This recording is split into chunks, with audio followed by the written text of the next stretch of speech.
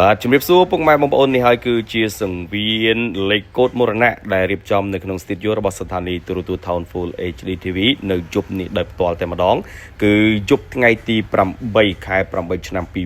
2026ដែលការរៀបចំ8គូសម្រាប់សង្វៀនរបស់ស្ថានីយ៍ទូរទស្សន៍ Town Full HD TV កំពុងតែមានការអាប់ដេតថ្មីបាទមានសាឡុងតុកកៅអីងាយស្រួលសម្រាប់ពុកម៉ែបងប្អូនរបស់យើងចូលរួមទស្សនាដោយឥតគិតថ្លៃទេនៅយប់នេះគឺ8គូអត់មានគិតលុយគិតប្រាក់តុកកៅអីនេះគឺបងប្អូនយើងអាចអង្គុយបានយ៉ាងស្រួលជាពិសេសជានេះទៅទៀតនោះបាទស្ថានីយ៍ទូរទស្សន៍ Town Full HD TV ក៏មានការរៀបចំនៅ